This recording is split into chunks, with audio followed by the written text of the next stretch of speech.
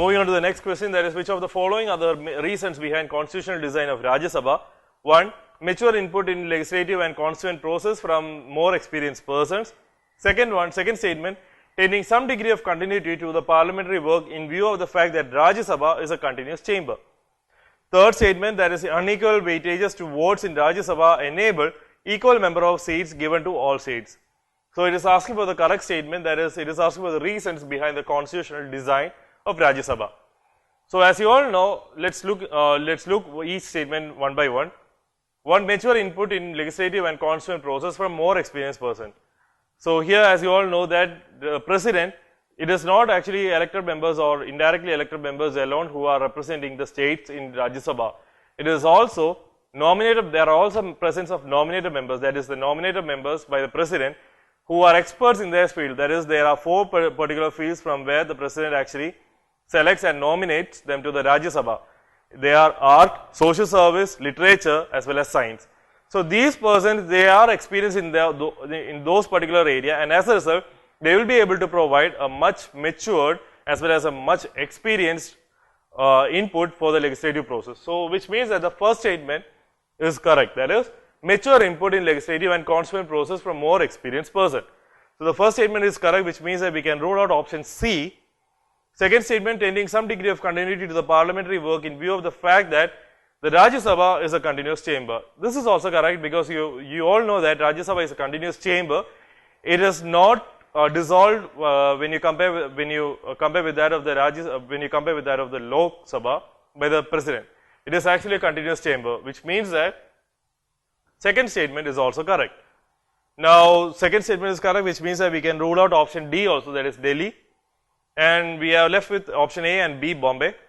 So we'll look into the third statement also in order to get the final answer. There is unequal weightages to the votes in Rajya Sabha enabled equal number of seats that is given to all states. So this, is it correct? You all know that Indian form of federalism is different from that of US form of federalism, which is a true federalism, as we all say, or constitutional experts say. In US form, what happens is that every states are given equal representation in the upper house.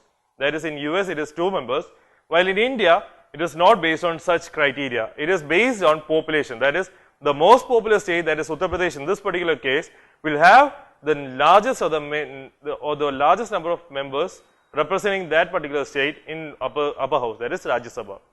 So which means that equal number of seats given to all states can be ruled out, which means 1 and 2 is the answer, that is option B, Bombay is the correct answer.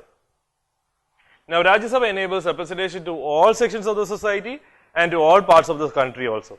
So the participation of members in legislative discussions can provide mature and input and valuable inputs in fact. So which means that we can make each and every decisions that are passed by the legislature, that is for a decision to be passed by the legislature or act to be passed by the legislature, has to pass through both houses. So which means that every decision can be made, can be reconsidered through this matured inputs given by the experienced person.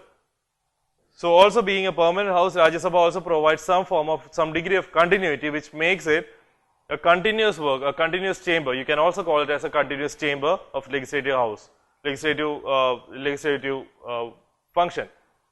So representation of states in Rajya Sabha is asymmetrical. As I said earlier, each state representation is widely varies with respect to their population, which means that the most populous state, that is Uttar Pradesh, will be having 31 members, which is the largest representation, and Sikkim, Goa, Northeast states, etc., they will be having just 1 or 2 members each.